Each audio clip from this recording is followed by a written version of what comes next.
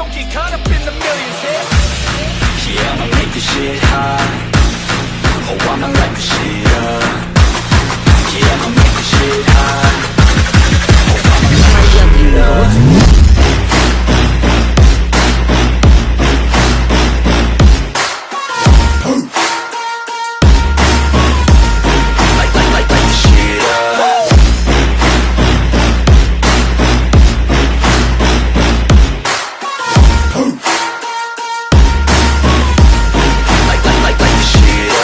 Reencarnado en Juego de Tronos capítulo 256 al 260.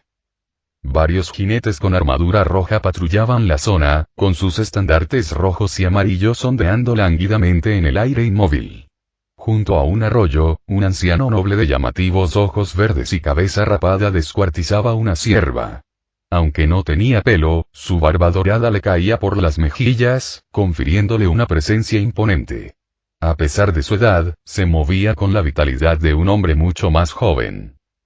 Una flecha finamente elaborada se clavó en la cabeza de la cierva, colocada con destreza para no dañar la piel. El noble, con las mangas remangadas, blandió un afilado cuchillo con gran habilidad. Con destreza, abrió el vientre de la cierva, extrayendo las vísceras y apartándolas, antes de insertar con cuidado la hoja entre la piel y los músculos. Con un sonido similar al de una tela rasgándose, los músculos de un rojo brillante, aún palpitantes, quedaron expuestos al aire. Este noble, a pesar de su edad, realizaba la tarea como si fuera una obra de arte. Su espada se deslizaba con fluidez entre tendones y huesos, cortando la carne de venado en trozos perfectos. Una palangana de madera a sus pies recogía la sangre, que se agitó repentinamente al oír el sonido de los cascos acercándose. Un hombre más joven, algo corpulento, desmontó de su caballo y se acercó. Guardaba cierto parecido con el noble mayor, lo que reveló que se trataba de Kevan Lannister, el hermano menor y mano derecha de Tywin Lannister, guardián del oeste y señor de Roca Casterly. Tywin, el mayor, señaló con la cabeza un sobresujeto por una piedra lisa y redondeada. Kevan lo recogió, y su expresión pasó de la sorpresa a la seriedad mientras leía su contenido. Finalmente, volvió a mirar a su hermano. ¿Es cierto? ¿De verdad ha incubado un dragón? Vino de la ciudadela, traída por un cuervo blanco, respondió Tywin, arrojando el cuchillo a un recipiente con agua cristalina que tenía a su lado. Al notar la inquietud de Kevan, añadió en voz baja. No te preocupes. Un dragón tarda al menos 10 años en alcanzar su tamaño adulto, y muchos dragones han muerto en Poniente. ¿Deberíamos atacar ahora?, preguntó Kevan. Sí, y debemos atacar con rapidez, afirmó Tywin, limpiándose las manos. Ya había calculado que en 4 o 5 meses podrían reunir un ejército de más de 100.000 hombres, movilizando a sus vasallos. En ese tiempo, los dragones aún serían pequeños, quizás del tamaño de pavos reales o avestruces. Una sola flecha bastaría para matar a uno, y 3 o 5 serían más que suficientes para acabar con él. Esta podría ser la única oportunidad para que el trono de hierro actúe con decisión. Si fracasaran, la estructura interna del reino se derrumbaría, y aunque otras casas podrían sobrevivir, los Lannister y los Baratheon quedarían atrapados en una crisis inevitable.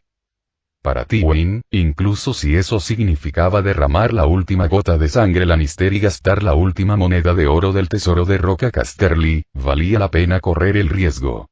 Sin embargo, pronto descubrió que su riqueza tenía sus límites a la hora de comprar hierro, sangre o grano.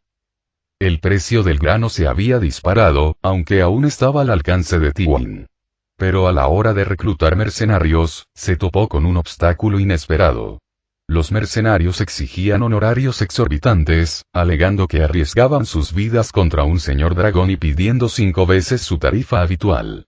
La razón más escalofriante de su reticencia era un rumor que habían oído. Viserys había declarado que, si bien aceptaría la rendición de soldados rasos, ejecutaría a cualquier mercenario. Los mercenarios no eran tontos. Esta fría advertencia disuadió a muchos de apoderarse del oro de Tywin. Quienes estaban dispuestos a luchar eran o bien jugadores o hombres desesperados sin nada que perder. La situación en las tierras del oeste era crítica, pero en Desembarco del Rey las cosas no iban mejor. el Banco de Hierro no solo se había negado a conceder más crédito al Trono de Hierro, sino que también había exigido el pago inmediato de sus deudas. Este golpe inesperado sumió a Meñique en el pánico. No Dimitis, el gerente del Banco de Hierro responsable de las cuentas del Trono de Hierro, siempre había gestionado los préstamos de Meñique. La barba de No estaba meticulosamente trenzada en una larga y fina trenza, parecida a una pluma pegada a su barbilla. Parecía rígida, como si estuviera sostenida desde dentro, al igual que su postura inquebrantable. Lord Petir, el Banco de Hierro normalmente estaría encantado de prestar dinero al Trono de Hierro, pero como usted sabe, no podemos permitirnos correr tales riesgos en este momento. Lord No, ¿de verdad le preocupa el rebelde? Con el debido respeto, aunque tenga dragones, no se acercan ni de lejos al tamaño del terror negro. El rey Robert tiene incontables soldados, y sus acorazados pueden bloquear el mar angosto. ¿Cómo podría Viserys hacerle frente? Meñique no se creía sus propias palabras. Estaba desesperado. Necesitaba 2 millones de dragones de oro para gastos militares, y sin ellos, sus ambiciones estarían en peligro. Aunque él mismo dirigiera a sus empleados en la batalla, no había manera de que pudiera conseguir esa cantidad de dinero. No ni se molestó en discutir. El Banco de Hierro no era tonto. En la historia original, cuando el banco percibió la precaria situación del Trono de Hierro, optó rápidamente por saldar sus deudas y romper lazos con los Baratheon. Esta vez, el propio Viserys los presionó para que tomaran una decisión similar. Tras la marcha de Roth, Viserys envió un emisario a Braavos con 2 misiones. Devolver las máscaras mágicas prestadas a los hombres sin rostro y presionar al Banco de Hierro. El Banco de Hierro tenía un principio arraigado. Cuando 2 fuerzas competían por el poder, ambas podían solicitar préstamos al banco. Sin embargo, si una de ellas resultaba victoriosa, debía pagar tanto las deudas de la perdedora como las suyas propias. Si el vencedor se negaba, el banco continuaba financiando a la oposición hasta que el nuevo gobernante quedara arruinado económicamente o fuera derrocado. Nadie cumple sus obligaciones con el Banco de Hierro era más que un simple lema. Era una amenaza. Viserys dejó claro al Banco de Hierro que los préstamos anteriores de Robert no serían respetados bajo su mandato, y que si se atrevían a seguir financiándolo, no solo se les negaría el reconocimiento, sino que también serían considerados enemigos de su régimen. Ante el creciente poderío militar de Viserys y el poder cada vez mayor de sus 7 dragones, el Banco de Hierro decidió romper sus lazos con el Trono de Hierro. Lo siento mucho, Lord Petir, pero todo gira en torno a los guardianes de las llaves, dijo No, refiriéndose al equivalente en el Banco de Hierro de una junta directiva o una junta de accionistas. Por muy poderoso que fuera el Banco de Hierro, en esencia era una institución financiera. Y sabía perfectamente cuándo apoyar al rey y cuándo romper lazos con una mano perdedora. Cago dirigió a 4.000 hombres al interior de la ciudad sagrada Dothraki de Vaes Dothraki y eliminó con éxito los últimos vestigios de las fuerzas Dothraki. Ahora, la Compañía Dorada gobierna Vaes Dothrak, un centro comercial crucial que une 2 continentes y que generará enormes ingresos fiscales. Viserys, por supuesto, jamás renunciaría al control de un activo tan valioso. Vaes Dothrak es un lugar impresionante, enclavado entre la madre de las montañas y el vientre del mundo, con una belleza natural que inspira asombro y a la vez es estratégica. Controlar esta ciudad significaba controlar una parte importante del mar Dothraki. Connington se encontraba bajo el arco triunfal recién mejorado, listo para recibir a Cago y a los oficiales que regresaban.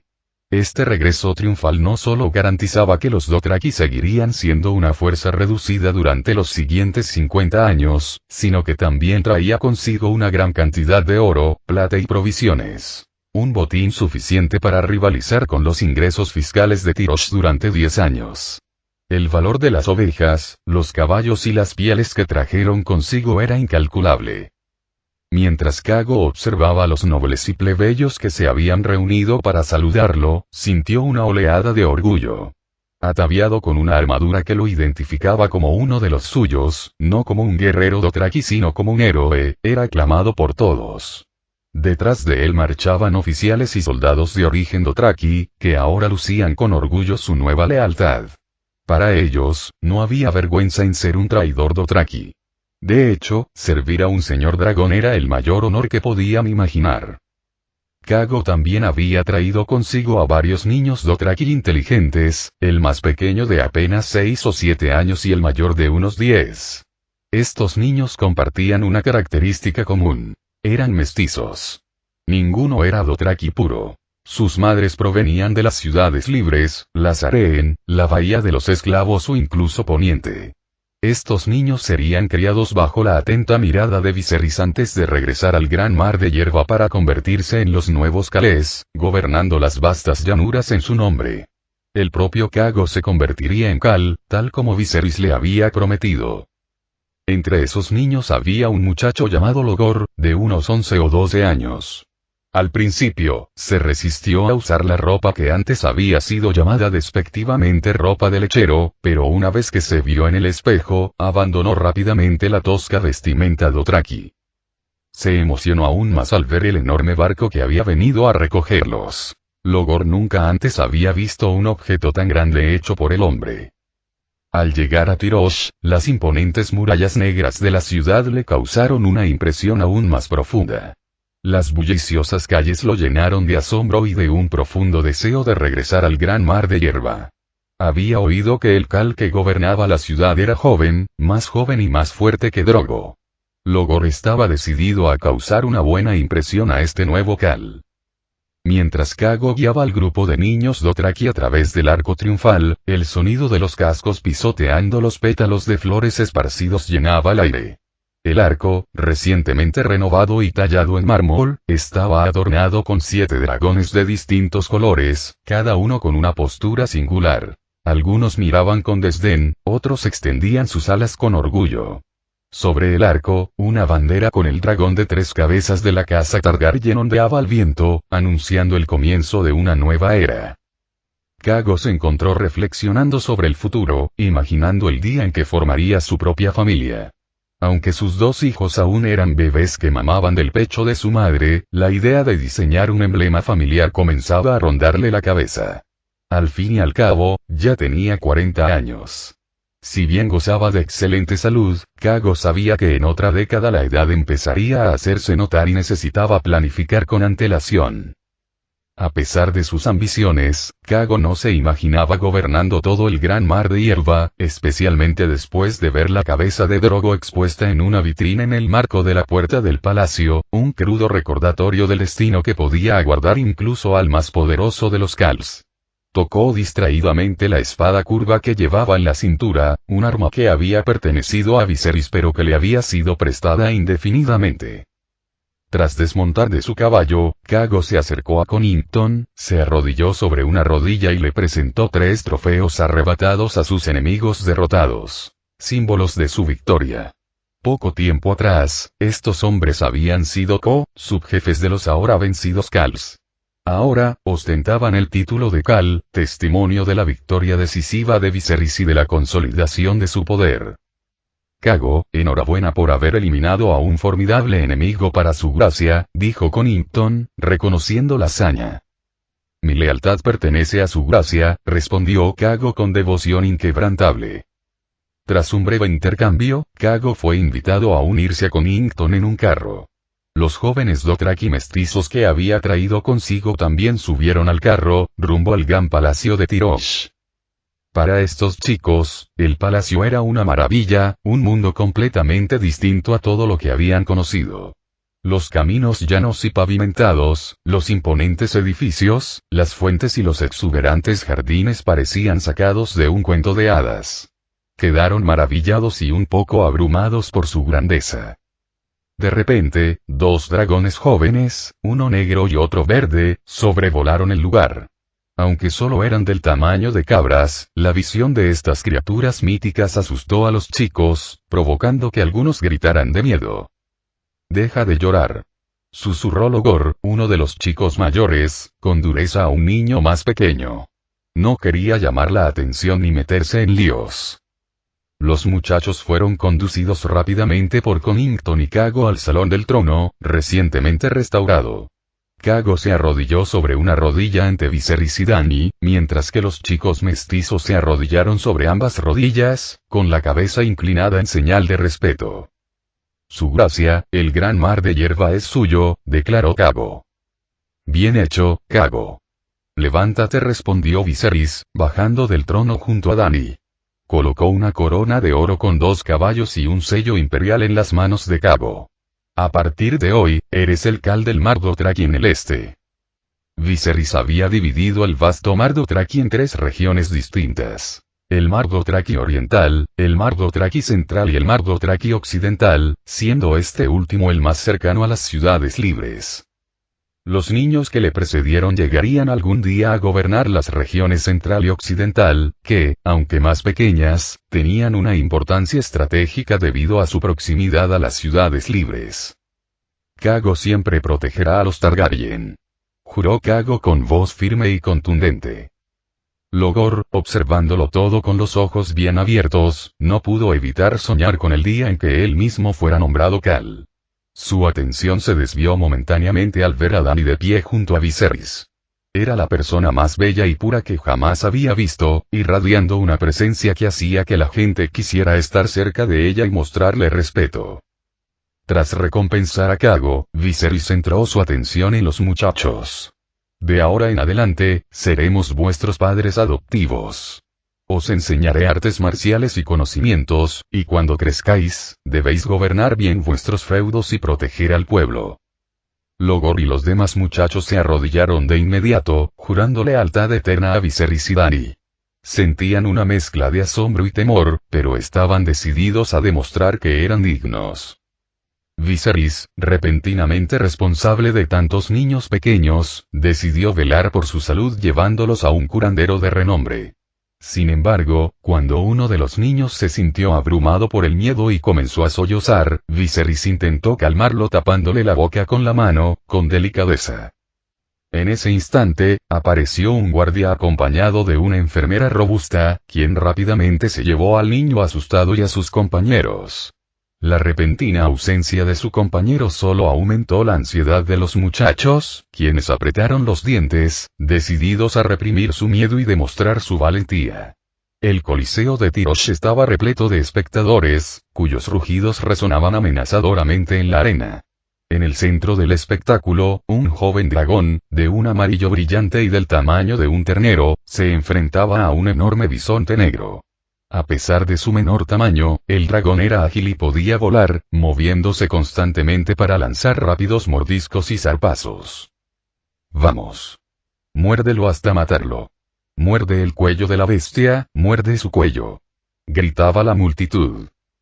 Bajo los fervientes gritos de los espectadores, el dragón amarillo aprovechó la oportunidad y clavó sus dientes en los testículos del bisonte, arrancándole el largo cordón espermático blanco.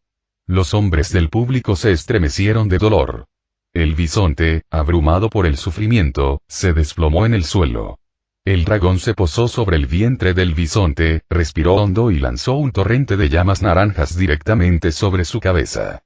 La arena se llenó del olor a carne quemada mientras el bisonte emitía un último y lastimero gemido.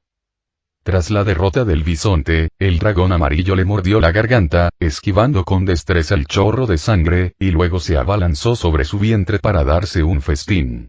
La batalla había terminado, pero el festín apenas comenzaba, y la multitud observaba con morbosa fascinación. Tras más de 3 meses de crecimiento, incluso el más pequeño de los 7 dragones tenía ahora el tamaño de una potente motocicleta. Viserys había abandonado sus anteriores empresas y, en su lugar, se dedicó a explotar a los dragones para obtener beneficios. La guerra y las duras políticas de esclavitud de Tyrosh habían dejado la arena de gladiadores sin luchadores, así que Viserys la compró y la transformó en el Coliseo de los Dragones. Allí, los gladiadores no eran otros que los 7 jóvenes dragones, cuyos cuerpos crecían a pasos agigantados. Viserys creía que su extraordinario crecimiento y su hambre insaciable estaban relacionados con la magia de sangre. Para mantenerlos, Viserys ideó un sistema para que los jóvenes dragones se ganaran la vida. Las entradas a la arena eran modestas, pero las gradas siempre estaban llenas.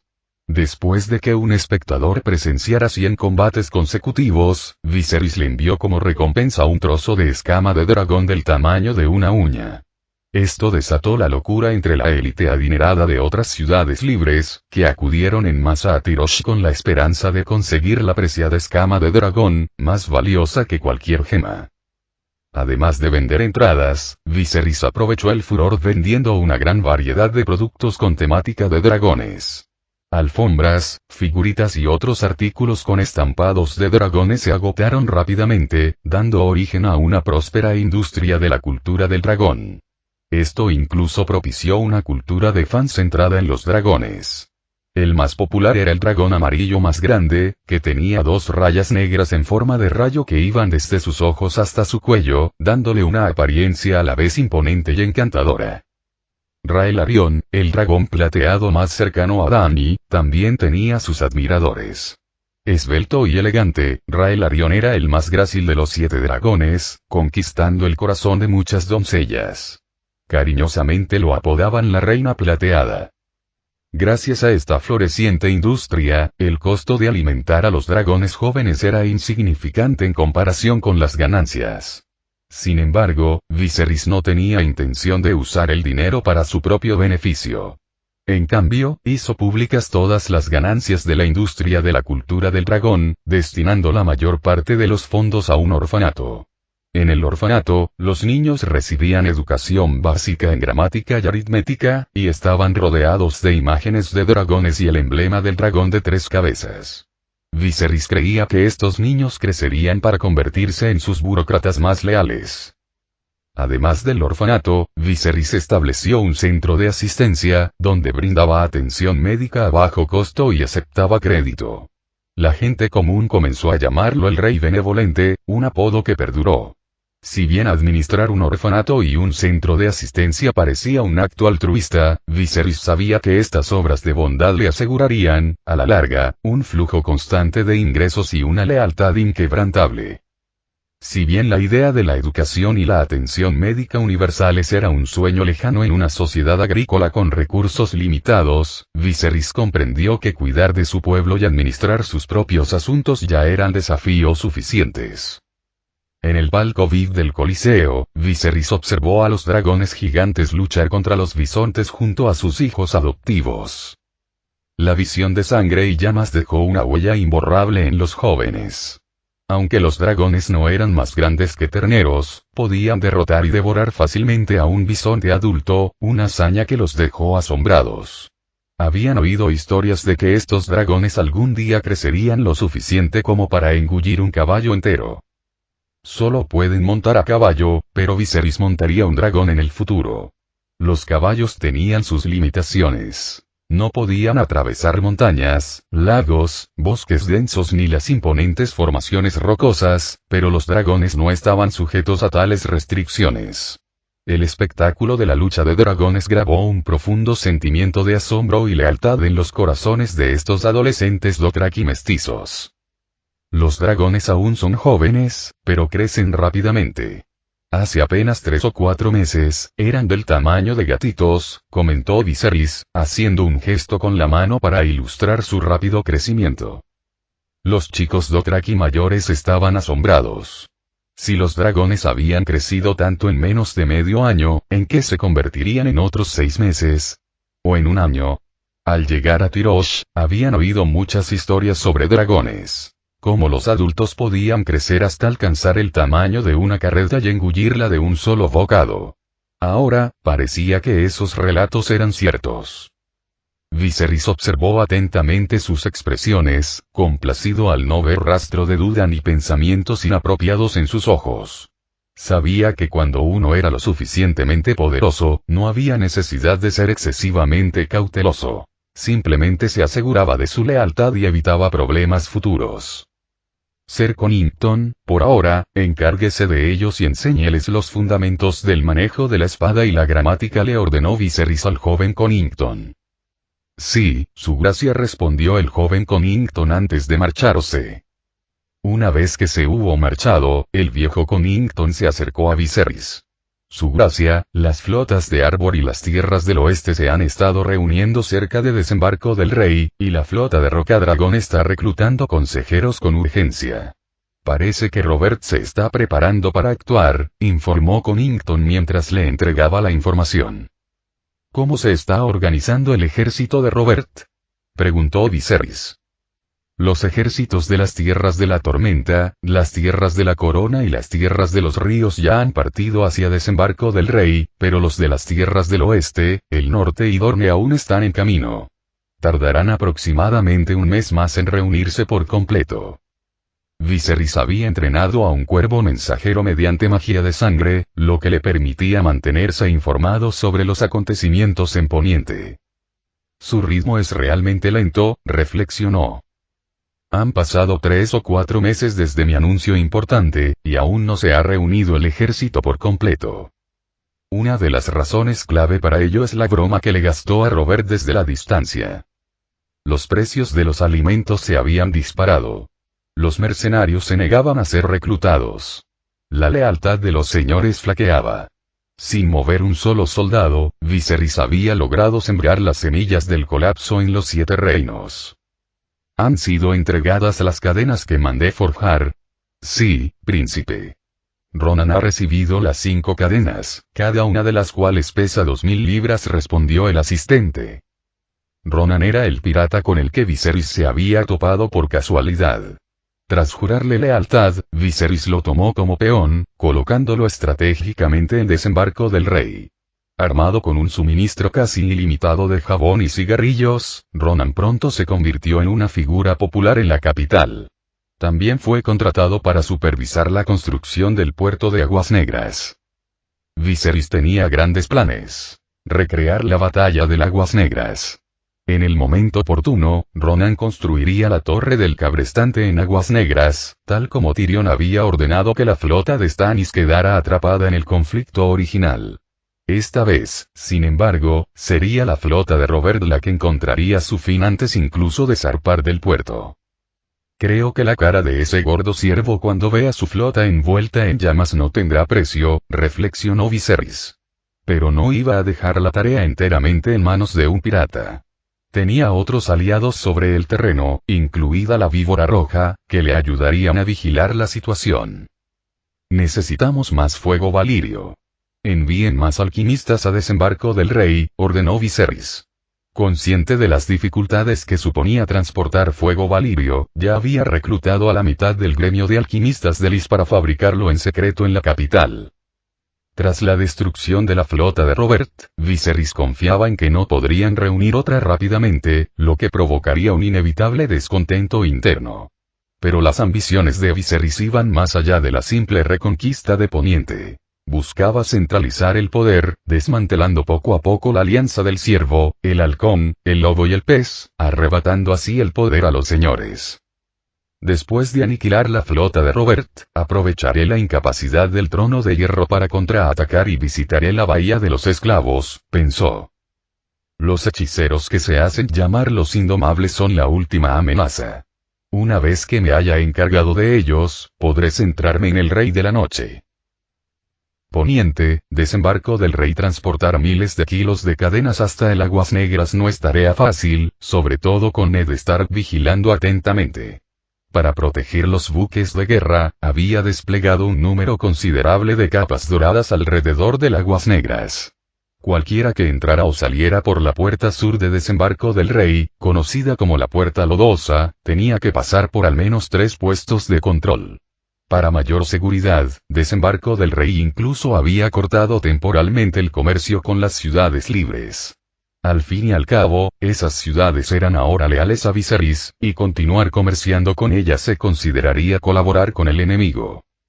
Además, los buques de guerra ahora bordeaban ambos lados del Blackwater, convirtiendo el otrora espacioso canal en un paso abarrotado. Los barcos mercantes tenían dificultades para navegar por las estrechas aguas. Ronan, mocoso, ¿qué transporta este barco? Un hombre del norte, cuya sola presencia habría hecho dudar a Viserys, detuvo la embarcación que Ronan estaba al mando. El hombre era Jory Cassel, capitán de la guarnición de Ned Stark en Invernalia. Para los hijos de los Stark, Jory era como un tío más. Había viajado al sur con Ned y debería haber perecido en una escaramuza con Jaime Lannister, pero debido a las maquinaciones de Viserys, ese enfrentamiento nunca tuvo lugar. Jory no solo había sobrevivido, sino que Ned también le había confiado la supervisión de todos los barcos que entraban y salían del puerto. Lord Jory. Saludó Ronan, reconociéndolo al instante. Su excelente memoria le permitía recordar los rostros y preferencias de casi todos los nobles de desembarco del rey. Viserys, en particular, había sido suficiente para ponerlo nervioso. En cuanto llegó junto a Jory, sacó una cajetilla entera de cigarrillos de su abrigo. Algo de las ciudades libres, mi señor dijo, encendiendo uno para Jory. Al ver que Jory miraba fijamente la caja, Ronan no dudó en entregársela entera. También hay jabón. ¿Te queda poco del que te di la última vez? Te mando más. Jory era el hombre de confianza de Ned, íntegro y leal. Pero el norte era un lugar de escasez, donde faltaba casi todo. Incluso los pasteles de limón favoritos de Sansa eran un lujo poco común. Desde su llegada a desembarco del rey, Jory se había maravillado con la riqueza y la abundancia de la ciudad. Sus hombres frecuentaban burdeles, aunque él mismo se mantenía comedido, tal vez debido a las escasas tentaciones. Bajo la influencia del encanto y los sobornos de Ronan, Jory pronto se dio cuenta de que aquel tipo de verbo fácil parecía de fiar. Generoso y simplemente aficionado a los pequeños negocios. ¿Qué daño podía haber en eso? Y Jory, un hombre del norte, no iba a admitir que se había quedado sin jabón, y mucho menos a almacenarlo para el viaje de vuelta. Al no encontrar motivos para desconfiar de Ronan, Jory cedió y se preparó para dejar que el barco entrara en el aguas negras. Al hacerlo, Ronan suspiró aliviado. Gracias, Lord Jory. Le conseguiré algo bueno más tarde. Parece que hay un nuevo lote de cigarrillos de alta calidad que se han vuelto populares en las ciudades libres. Gracias de antemano. Jory le dio una palmada en el hombro a Ronan y se rió, listo para despedirse con la mano. Justo cuando Ronan estaba a punto de irse, Jory gritó de repente. Espera. ¿Qué ocurre, Lord Jory? Ronan tragó saliva, algo nervioso. ¿Por qué es tan profunda tu línea de calado? Preguntó Jory, señalando el barco de Ronan. ¿Cómo no iba a ser profundo? Hay miles de kilos de cadenas de hierro dentro. Pensó Ronan. Lo siento, mi señor, tengo que subir a echar un vistazo. Declaró Jory. Lord Jory. Lord Jory. Ronan no se atrevió a detenerlo y solo pudo seguirlo paso a paso. Jory sabía que esos comerciantes no serían honestos, pero cuando entró en la cabaña con una antorcha, lo que vio fueron, en efecto, sacos y sacos de grano. Lord Jory. Ronan lo siguió apresuradamente. Lord Jory, sé que el rey Robert ha ordenado que no se almacene grano, pero hay mucha gente bajo mi mando que necesita comer. Realmente no puedo prescindir de almacenar grano. Al ver que Jory estaba a punto de decir algo más, Ronan sacó rápidamente de su pecho unas barras de oro que cabían en 2 dedos. Lord Jory, esto es solo un barco de grano. Por favor, considérelo como mi multa. Jory vaciló. Era un barco de grano y, según sus cálculos, contenía entre 2.000 y 3.000 caties. Duraría apenas un mes, y no parecía tener ningún impacto en los precios del grano en desembarco del rey. Así pues, con la promesa de que esto no volvería a ocurrir, Jory decidió dejar pasar el asunto y, al hacerlo, probablemente provocó la destrucción de la flota de Robert. El rey Roberto no había visitado un burdel en más de 3 meses, un récord personal desde que se apoderó del trono de hierro. Su actual manejo de la espada podría describirse en 2 palabras: doloroso y débil. En esos meses, Robert había comenzado una dieta y dedicaba tiempo cada día a practicar sus habilidades como rey. Tenía a su disposición los mejores recursos, incluyendo a la Guardia Real como sus compañeros de entrenamiento. Astutamente, Robert eligió a Jaime como su principal oponente. Para Jaime, los movimientos de Robert eran lentos y torpes. Su fuerza seguía siendo formidable, pero le faltaba velocidad y consistencia. Todo esto se debía a su cuerpo hinchado. Con un fuerte estruendo, sus espadas chocaron, resonando por todo el patio de entrenamiento. ¡Ah! ¡Maldita sea! Robert maldijo, con la muñeca temblando por el impacto, un crudo recordatorio de su larga ausencia de la batalla. Lo siento, su gracia, Joy. Jaime comenzó a disculparse, pero Robert lo interrumpió. No te incumbe. Gruñó Robert, sabiendo que en momentos de debilidad no podía permitirse parecer vulnerable. Hizo un gesto con la mano, pidiendo un respiro. Los guardias trajeron rápidamente una silla especial, tan grande que hicieron falta 2 hombres para levantarla. Robert se desplomó en ella, con el sudor cayéndole por la cara como la lluvia. Una criada se apresuró a secarle el sudor con una toalla caliente. Malditos idiotas. ¿Es que no pueden conseguir agua con hielo? Refunfuñó Robert, con el cuerpo ardiendo. Ansiaba un vaso de hidromiel helada. No al agua helada. La voz severa pertenecía a Ned. Jaime hizo una reverencia y se apartó al verlo. Apártate. Ladró Robert, visiblemente irritado. Se suponía que la Guardia Real era su grupo de hombres de mayor confianza, y sin embargo, allí estaba, despidiendo a Jaime como si fuera una molestia. Sí, su gracia, respondió Jaime, retirándose de la guardia. Ned, siéntate, dijo Robert, señalando la silla que estaba a su lado. Ned se sentó en una silla de tamaño normal y miró a su viejo amigo. No puedes beber agua helada. Te vas a enfermar. Como buen norteño, Ned sabía bien que después de un ejercicio intenso, había que dejar que la temperatura corporal bajara gradualmente, sobre todo en climas fríos. Durante sus recientes encuentros, Ned había notado que Robert sí había bajado de peso, pero años de excesos habían dejado su huella. 10 años de excesos no podían revertirse en tan solo unos meses. En ese instante, Robert se quedó mirando la toalla de algodón que tenía en las manos. Ned se preguntó si lo estaría imaginando, pero vio algo en los ojos de su intrépido amigo. Preocupación y miedo. ¿Sabes qué, Ned? Dijo Robert de repente. El otro día fui a la base de la Fortaleza Roja, y el cráneo de Valerion es realmente enorme. Ned permaneció en silencio, observando cómo Robert seguía hablando, casi para sí mismo. Recuerdo haber visto el esqueleto de un dragón cuando era pequeño, pero no me pareció tan enorme como ahora. Ned alzó la vista hacia el estandarte con la corona de ciervo que colgaba de las almenas. Sin viento que lo meciera, el estandarte ondeaba sin vida. Pero apuesto a que podía derribar al dragón de ese chico con una sola flecha. Un dragón recién nacido no puede ser más grande que un gatito, ¿verdad? Solo han pasado unos meses, así que, la voz de Robert se apagó al ver un gato negro agazapado en la pared. El gato era viejo, de unos 60 centímetros de largo, y Robert lo reconoció. Señalando a la criatura, dijo, apuesto a que sus crías de dragón son del tamaño de ese gato negro. Ned siguió la mirada de Robert y notó que al gato le faltaba una oreja, lo que le recordó algunos rumores. Rápidamente los descartó como tonterías. Al fin y al cabo, ¿cómo puede un gato vivir tanto tiempo? Casi 200.000 soldados. El tono de Robert cambió, adquiriendo un matiz tranquilizador. Ned, nunca antes he liderado un ejército tan grande, pero creo que al menos podemos capturar las Islas Peldaño sin problemas.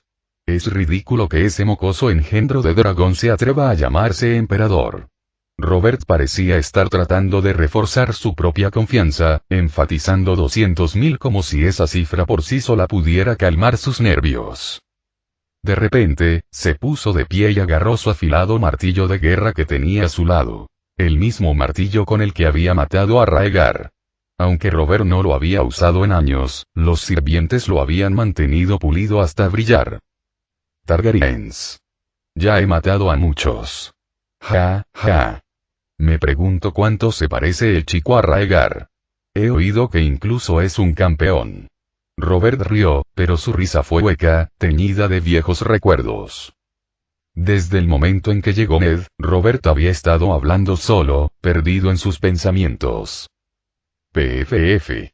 ¿Acaso Raegar no era también un campeón? Estos hermanos son idénticos. Robert blandió su martillo como si estuviera de vuelta en el campo de batalla del tridente. Su gracia, ¿quién debería comandar la flota esta vez? Preguntó Ned, tratando de que Robert volviera al tema que les ocupaba. Eso lo decides tú, respondió Robert con desdén. Simplemente no dejes que ese viejo tonto de Tywin se lo lleve.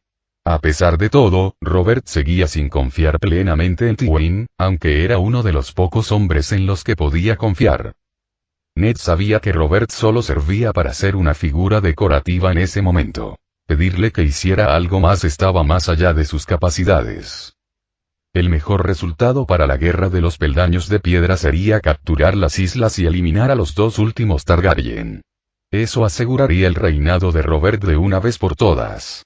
Un resultado menos favorable sería que, aunque no lograran eliminar a Viserys y Daenerys, consiguieran tomar Tyrosh, lo que al menos les daría tiempo para estabilizar la situación interna. Sin embargo, el peor escenario sería una derrota. Si eso ocurriera, los 7 reinos se fragmentarían de forma inimaginable.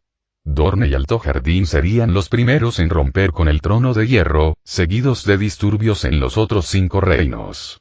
Los vasallos comenzarían a desafiar las órdenes del rey, e incluso algunos podrían aliarse abiertamente con Viserys.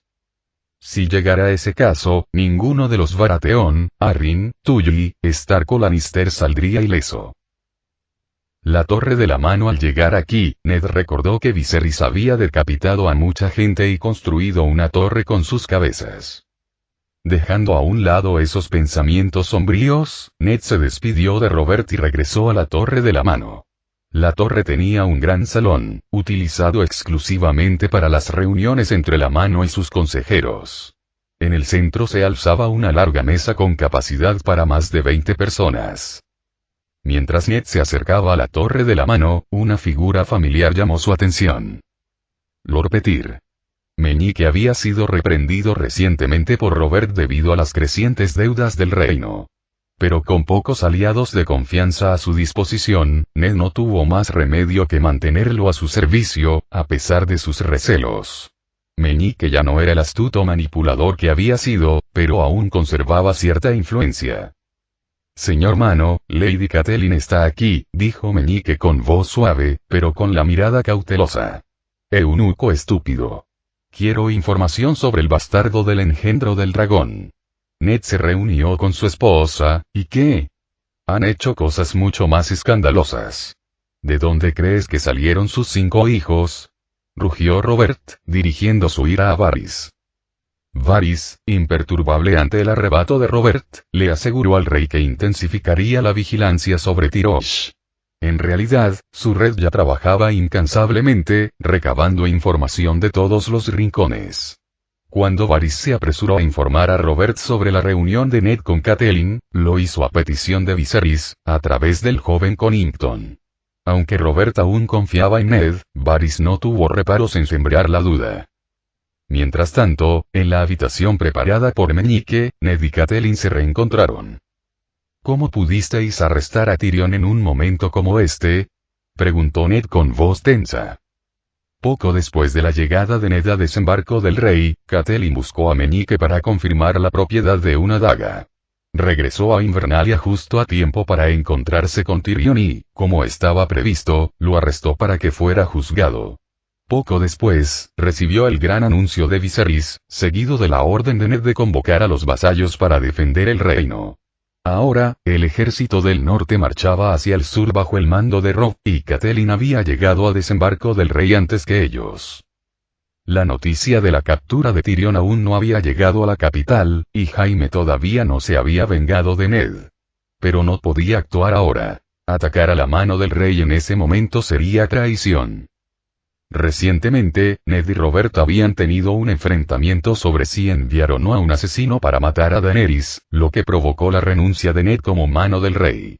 Ante la inminencia de una gran guerra, Ned sabía que debía tomar la iniciativa y aclarar las cosas con Jaime. De lo contrario, sus tensiones podrían poner en peligro el conflicto venidero. La situación pesaba mucho sobre Ned. Al igual que Robert, desconfiaba profundamente de los Lannister. Pero lo que más le inquietaba era darse cuenta de que su esposa le había estado ocultando otro secreto importante. Dijiste que la gente de Viserys vino a verte en privado. La reacción de Ned dejó a Catelyn momentáneamente sin palabras, y su propia confusión reflejaba la de él. ¿Quién más sabe de esto? Insistió. Pequeño, Petyr, admitió Catelyn con voz débil. A pesar de la tensión, Ned sintió un pequeño alivio. Al menos, por ahora, todavía se podía confiar en Meñique. ¿Qué quería el hombre de Viserys de ti? Preguntó Ned. Afirmó que Viserys tiene una forma de curar las heridas de Bran. ¿Cómo es posible? El maestre Luwin lo ha intentado todo y... Ned dejó la frase inconclusa, con el peso de la situación flotando en el aire. Una ráfaga de viento recorrió la habitación, rompiendo el silencio. El enviado de Viserys dijo que Viserys curó el dolor del príncipe Doran. ¿Doran ya se ha aliado con los Targaryen? Preguntó Ned, alarmado. Pero parecía que ambos estaban pasando por alto lo esencial. Bien, ¿qué más dijo? Preguntó Ned, aunque ya empezaba a aceptar que Dorne podría no apoyar al trono de hierro. Al fin y al cabo, Elia había muerto a manos de la montaña. Los Martell jamás lo olvidarían. Si Lyanna hubiera corrido la misma suerte, ¿cómo podría Ned perdonarla? Pero no podía condenar a la casa Martell basándose únicamente en la palabra de un enviado. El enviado dijo que una vez que Viserys retome el trono de hierro, no hará daño a ningún Stark, siempre y cuando devolvamos Invernalia. Esto es imposible. Señora, usted sabe que Robert y yo y esto es imposible, dijo Ned, sacudiendo la cabeza. Él sabía, incluso antes de que ella se le acercara, que jamás podría aceptar tales condiciones. Y, señora, Bran está demasiado gravemente herido como para que alguien, quiero decir, el enviado de Viserys está mintiendo.